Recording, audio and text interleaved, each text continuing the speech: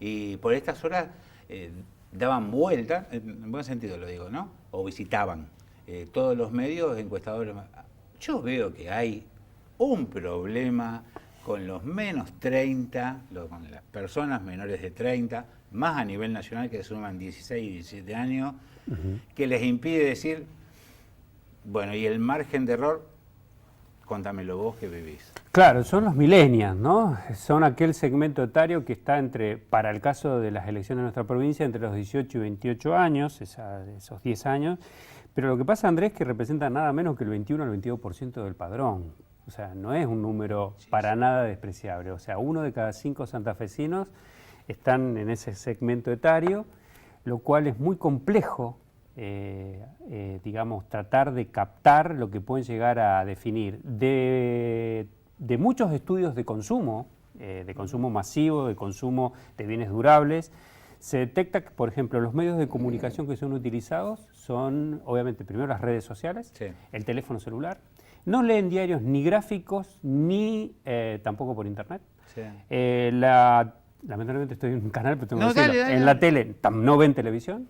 Los programas de televisión lo ven por YouTube un día después, en horarios distintos, con lo cual es los canales, canales de comunicación me refiero, a los cuales abordarlos y tratar de llegar a captar es un capítulo muy complejo. Se calcula que en las 72 horas últimas de un acto eleccionario pueden llegar a decidir su voto, son muy dependientes de su círculo más cercano de amistades, lo que se llama el área de vínculos, ¿no?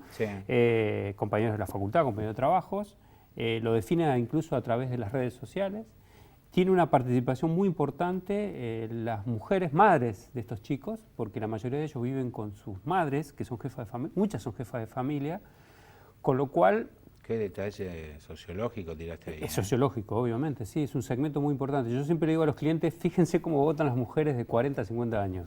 Fíjense cómo votan las mujeres de 40 a 50 años, porque tienen un poder de decisión muy grande sobre estos jóvenes también. No digo que sean permeables enteramente a la decisión de parte de la madre, pero es un factor muy influyente en la decisión de no solamente el voto, estamos hablando de voto porque tenemos las elecciones acá a la vuelta, pero en general sí, con lo cual es una cuestión que está... Esto no es obviamente una cuestión netamente nuestra, Argentina, sino que a nivel global, ¿no?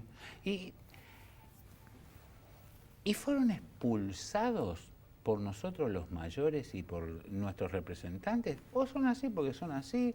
Porque justo les calzó el momento del gran cambio comunicacional, porque nosotros somos los sobrevivientes que nos iniciamos con cartas y hoy en día, si no miramos el celular, nos falta algo.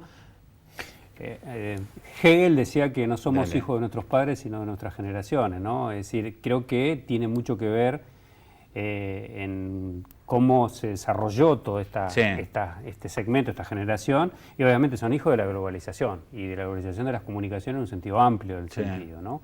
Obviamente yo crecí con el televisor blanco y negro, desde luego, entonces obviamente que hay cambios en los canales de comunicación, pero yo no quisiera reducirlo solamente al aspecto de canales de comunicación, sino que hay cuestiones de vínculos que son totalmente diferentes. La constitución de la familia, las cuestiones parentales ha cambiado, no cabe duda, las familias ensambladas y las maneras de cómo acceden al tema de las instituciones, a las cuestiones del ordenamiento jerárquico, y hay un montón de cuestiones que intervienen y que son obviamente sistémicas. Cuando te lo pregunté yo pensaba en esto, quizás nosotros sin saberlo le hemos transmitido un rechazo a las instituciones que nos representan, que tratando de pensar o interpretar a un joven. Si esto, creyeron en esto, mirá cómo les va, no me jodé. No, primero que hay cuestiones que hay que también marcarlas, ya que estamos en un periodo electoral. Son todas personas que han nacido largamente en periodo, gracias a Dios, en periodo democrático. No es el caso nuestro, que fue interrumpido. Por ejemplo, yo voté por primera vez en el año 83 y ya era mayor de edad, con lo cual no son estos chicos que con 16 años incluso ahora pueden participar de un acto electoral a nivel de los cargos nacionales. Ese no es un dato menor desde el punto de vista de las instituciones, en este caso específicamente de la democracia como tal.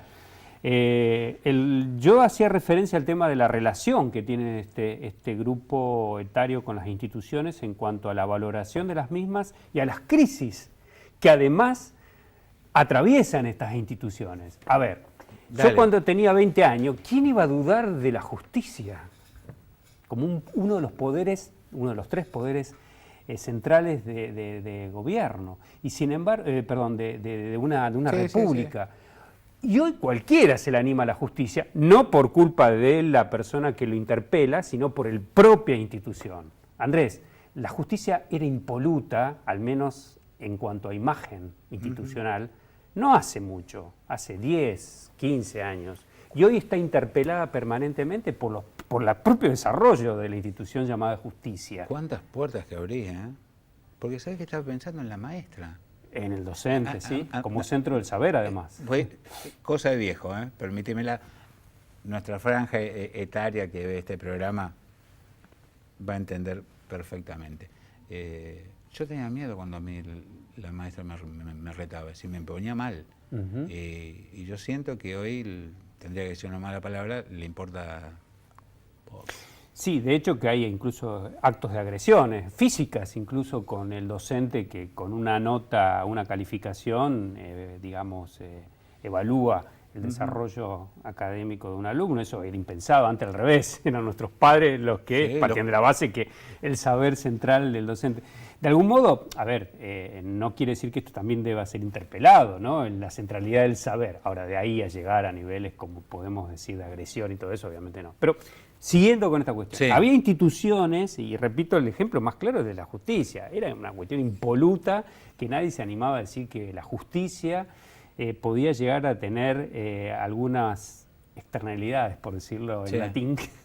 Y vemos que obviamente sí, está interpelada y con toda razón. Con lo cual, si a eso le sumás los cargos de los poderes legislativos en todos los niveles de jurisdicciones, desde nación, provincia y municipios, que también están totalmente con severas críticas por nosotros como ciudadanos, y a un ejecutivo, que si vos ves todo el desarrollo de los ejecutivos a nivel, ya diría, incluso mundial, ¿no? Macron, el presidente de Francia, hizo una excelente performance electoral y hoy está por debajo del 35% de aceptación popular, siendo el presidente más joven de Francia en la historia. Angela Merkel en Alemania, que es el país más poderoso de la eurozona hoy, también está atravesando un mal momento y encima tiene elecciones en septiembre. Inglaterra. Bueno, Inglaterra ni hablar, a partir del Brexit y todo esto, ¿no? Andrés, y cuando te llamamos y te preguntamos, hola Andrés, ¿cómo andás? Se habla, ¿quién gana? ¿Roy o Anita? ¿Se gana? ¿Quién habla? ¿La doctora Alejandra o Agustín? ¿Hay números confiables para eso? ¿O algún tipo de cercanía a decir, mira, está peleado, no va a estar peleado?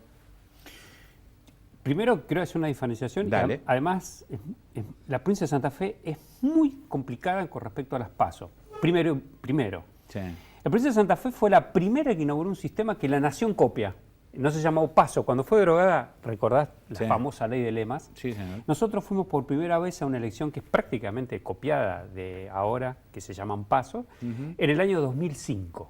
2005 la provincia de Santa Fe, después de haber sido derogada la ley de lemas, la última vez que se votó por ley de lemas fue en el 2003. En el 2005 ya Santa Fe tenía un modelo que es ahora el copiado por las PASO.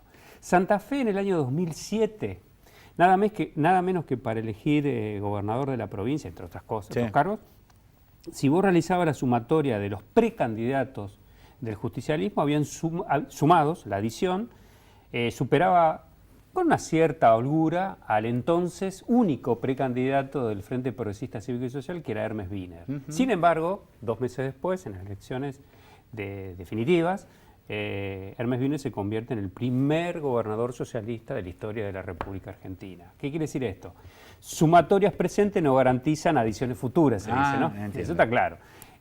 No solamente cité el caso del justicialismo, pero puedo citar cualquier fuerza política. Está claro. Con lo cual, Santa Fe en ese sentido comporta una rara avis en ese sentido, porque lo que vamos a ver este domingo, el domingo próximo, va a ser un espejismo, porque además hay un 20%, ya lo dijimos. ¿Un espejismo? Sí, porque es un 20% de santafesinos que no participan de las PASOs y sí participan después de la general.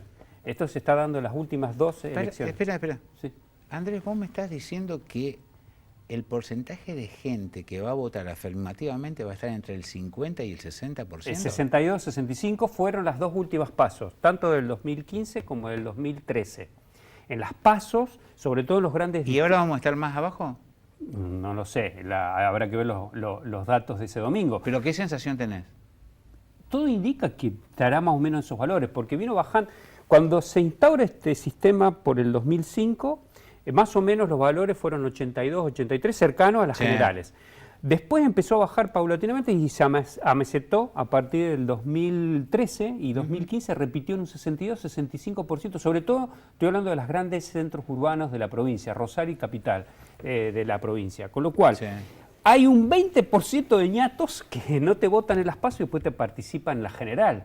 Son una cantidad de votos muy importante que te puede cambiar el escenario. Por lo tanto, hay que recordar a la ciudadanía primero que lo que se vota en las PASO es un ordenamiento de las internas de los partidos políticos a aquellos que las tienen. Sí. Aquellos que no tienen que, mejor dicho, que se deben presentar las PASO porque son obligatorias, pero no hay confrontación interna, prácticamente ahí hay que tocarlos con pinza porque de acuerdo a cómo se mueven las variables de los que sí compiten, por ejemplo, me dijiste la ex jueza Alejandra Rodena con respecto al ingeniero Rossi. Según cómo queda entramada esas piezas, va a haber votos que puedan llegar a ser permeables para un lugar o para otro, o redireccionados después en la general del 22 de octubre. Lo mismo ocurre en otras fuerzas políticas. Por ejemplo, lo que pasó en Cambiemos en la provincia de Santa Fe fue un efecto realmente muy fuerte.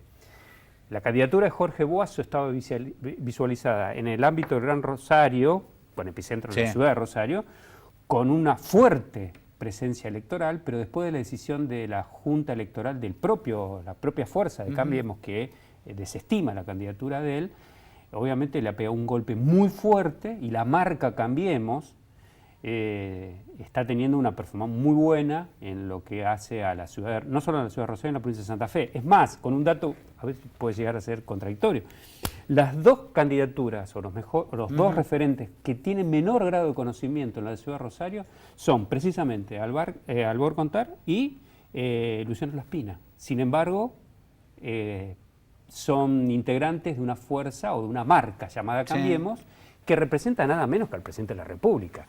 Con lo cual, estamos en presencia de que la marca aquí impone una performance que puede sacar una diferencia importante. Andrés, tengo que cerrar pidiéndote un sí, o un no o un más o menos. Mira, te doy esa chance. Mira qué buena. ¿Están preocupados los encuestadores? Respecto a provincia de Buenos Aires. No, acá, de lo nuestro, en cuanto a decir, che, mira, esto va a salir así como era otrora. Mira, Andrés, yo hace 30 años que trabajo en esto. Es decir, cada elección es un desafío.